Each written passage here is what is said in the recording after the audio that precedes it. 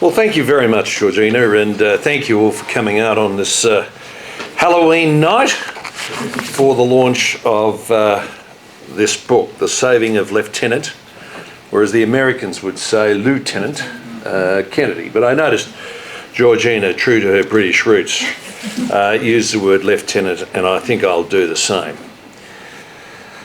The Saving of Lieutenant Kennedy is really just a cameo in this book, which is mostly about how two countries, Australia and the United States of America, became allies in the Pacific War against Imperial Japan, and how that alliance affected Australia.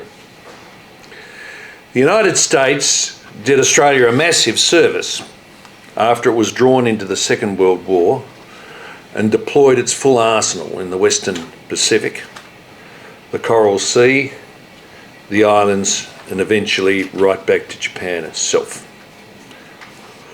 Australia did the United States a great service as an important military partner, a base for US assets, and a reliable ally.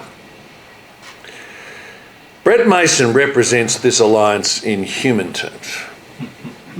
The Americans helped save Australia, and Australia helped save the life of someone who went on to be a much-loved president, John Fitzgerald Kennedy, the 35th President of the United States. Now, this is not the first time I have launched a book for the distinguished author, Brett Mason.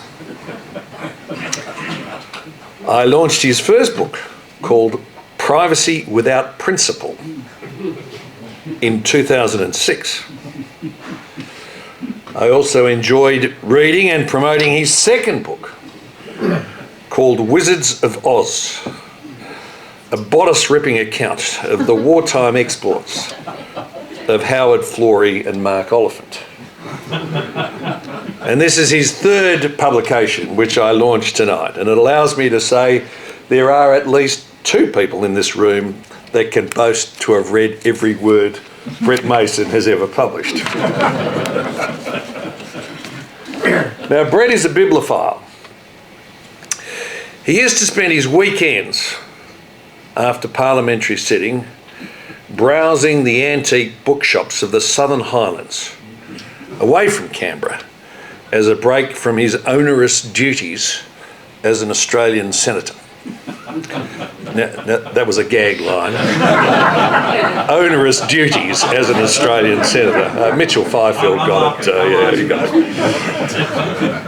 it. He presented me with one of the prizes he found, The Measure of the Years, signed by the author Sir Robert Menzies. It is a highly prized volume in my library. Menzies was, of course, a counterpart of President Kennedy and visited him several times in the Oval Office. Mason quotes Menzies as saying after Kennedy's death, quote, "I have no doubt that President Kennedy had the stuff of greatness in him, which had yet to be woven into its full fabric." Lovely expression. Greatness yet to be woven into its full fabric. And people forget, of course, more recent Kennedys, because of the record of more recent Kennedys. John Kennedy was a cold warrior, no doubt about that. He was a cold warrior in Cuba, he was a cold warrior in Berlin. Probably the greatest ever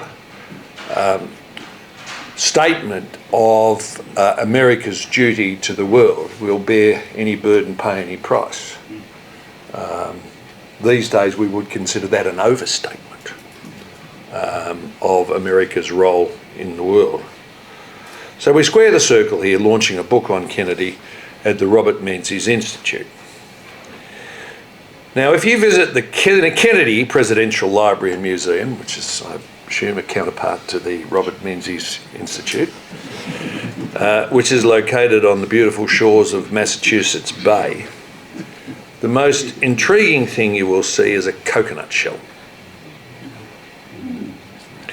The shell is part of the story of how the young Lieutenant Kennedy was rescued after his PT boat was rammed and sunk by a Japanese destroyer in 1943. After surviving and leading surviving members of the crew to safety on a deserted island, he carved a message in England on the coconut and gave it to 2 Solomon Islanders, who eventually got the coconut back to an American base. Along the way, they also notified scouts who got the message to an Australian coast watcher, Arthur Evans, that the crew had survived and needed rescue. Evans was in radio contact with the American base and was able to coordinate the rescue. For some time, the role of Evans in the Solomon Islanders was lost, but in due course they were recognised. Evans and his scout were welcomed to the Oval Office by the then president. They even made it to late night television in the US, which is the ultimate validation by American public opinion. The interaction of Evans and Kennedy changed their lives, just as the interaction of Australian and Americans changed those lives who lived through the Second World War. Australia had not seen an influx of Americans before, and few Australians ever visited the US. Many Americans who later rose to prominence in US life had fond memories of Australia and Australians from their time here during the Second World War. As a minister doing the rounds on Capitol Hill, I remember being warmly greeted by US Senator John Chaffee from Rhode Island, who told me he'd been camped at the Melbourne Cricket Ground during the Second World War. Presidents Kennedy, Nixon and Bush, Senior, 41, all served during the war in the Pacific. For them, there was never any question that the US was a Pacific power. Of course, there was occasional friction with such a large force of Americans stationed in Australia, but mostly Australians found that they liked Americans and vice versa. Everybody can tell of how their family was touched by this experience. When I was cleaning up my father's papers after his death in 2016, I came across a New Testament Bible. It has a message in the front from US President Franklin Roosevelt, 6th of March 1941. Quote, "To the members of the Army as Commander-in-Chief, I take pleasure in commending the reading of the Bible to all who serve in the armed forces of the United States. Throughout centuries, men of many faiths and diverse origins have found in the sacred book words of wisdom, counsel and inspiration." This New Testament also has an inscription from the US serviceman who gave it to my father. Ronald, 18th June 1944, NG, New Guinea. In the back, my father has recorded the dates of his return from New Guinea, starting at Madang on the 26th of July. And then, as his battalion took the long train journey back to Melbourne, he records Townsville, Mackay, Rocky, Bundaberg, Gympie, as the train came down the coast. In my library, I have another book written by my mother-in-law, Verna Coleman, called War Bride. It's the story of her older sister, my wife's aunt, a member of the Women's Auxiliary Air Force, who met and married a US Marine in Melbourne in 1943. She sailed back to America in 1944 and lived with him and her family for the rest of her life. I met her for the first time some 40 years later. She was so assimilated as an American, it was impossible for me to believe she had ever been anything else. The American part in defeating the Japanese and securing Australia in the Second World War dominated Australian thinking about security for a generation. And that thinking had been shared and therefore was understood by the Australian public that had lived through that scarifying experience. It explained the ANZUS alliance. It explained Australia's commitment to Korea and to Vietnam. And in due course, Australia would fight alongside Americans in the first Gulf War, in Afghanistan, and in Iraq.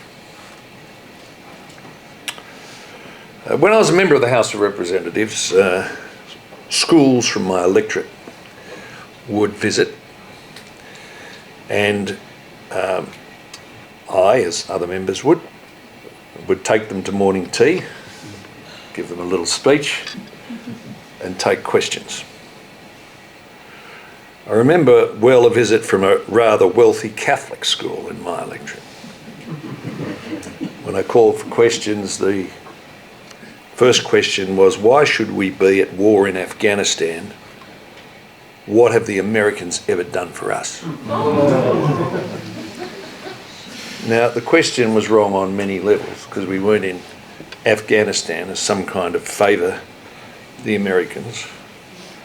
But I didn't take that issue up, because I was looking from Parliament House down Kings Avenue to Australian Defence Headquarters in Russell. And if you look at the Russell headquarters from Parliament House, you see a statue of the American eagle at the front. So I decided to give a little talk about the Second World War.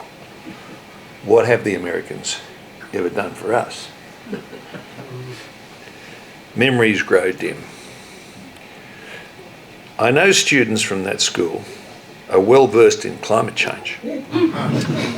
They're well versed in Aboriginal dispossession. But I doubt there is much in their curriculum on the Battle of the Coral Sea, Guadalcanal, or Okinawa. My parents lived through the Second World War, and my attitudes, no doubt, towards America were shaped by them.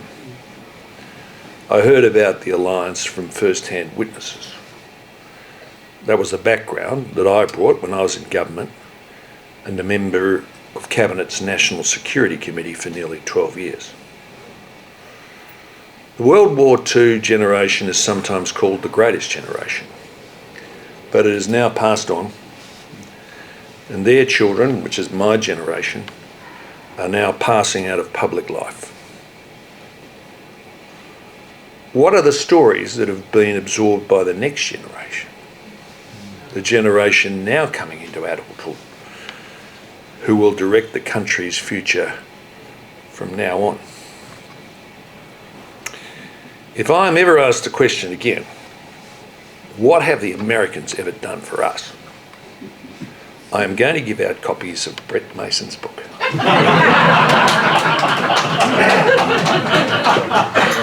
Because that's what it's about.